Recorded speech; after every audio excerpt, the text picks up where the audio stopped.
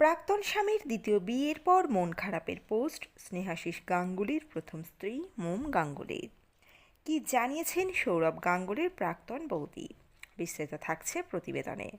তো বন্ধুরা, অবশ্যই সম্পূর্ণ ভিডিওটি দেখুন। চ্যানেলে নতুন থাকলে চ্যানেলটিকে সাবস্ক্রাইব করে পাশে রাখা নোটিফিকেশন আইকনটি অল করে রাখবেন।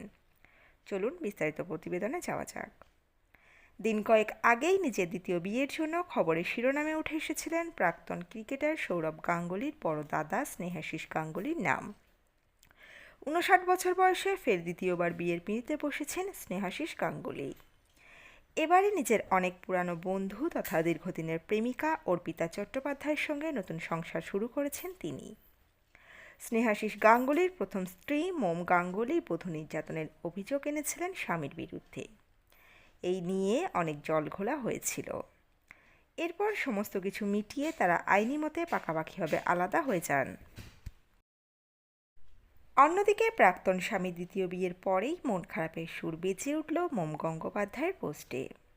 মোম গঙ্গোপাধ্যায়ের পোস্ট ঘিরে এবারে প্রশ্ন উঠেছে। সোশ্যাল মিডিয়ায় একটি অডিও শেয়ার করেন তিনি, যার কথাগুলো মন স্পর্শ করল অনেকেরই। সেখানে শোনা যাচ্ছে, যদি কেউ তোমাকে ত্যাগ করে সেটা গ্রহণ করো, যদি কেউ তোমাকে ভালো না বাসে তাহলে যেতে দাও, কেউ যদি তোমার বদলে অন্য কাউকে বেছে নেয় তাহলে মুভ অন করো। এমন সময় তুমি যাকে ভালোবাসবে সেই তোমার সঙ্গে থাকবে। এমন কাউকে বিশ্বাস করো না যে তোমার সঙ্গে বিশ্বাসঘাতকতা করবে। যে তোমার জীবনে থাকতে চাইবে না তাকে তোমার জীবনের অংশ করো না।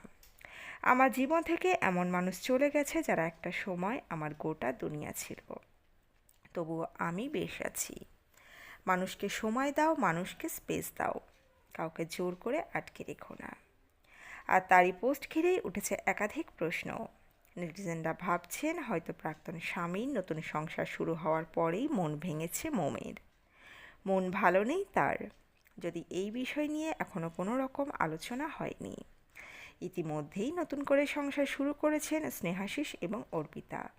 অর্পিতা পেশায় একজন ব্যবসায়ী। বহু পুরানো সম্পর্ক স্নেহাশিস এবং অর্পিতার। দীর্ঘ বেশ কয়েক বছর ধরেই তারা লিভ ইন সম্পর্কে ছিলেন। তো বন্ধুরা, এই আপডেটে ছিল এতটুকুই। দ্রুত ফিরে আসবো এরকমই নতুন কোনো আপডেট নিয়ে। অজানা গল্প চ্যানেলের সঙ্গে থাকার জন্য সকল দর্শক বন্ধুকে অসংখ্য ধন্যবাদ। দেখতে থাকুন, চোখ রাখুন অজানা গল্প চ্যানেলে।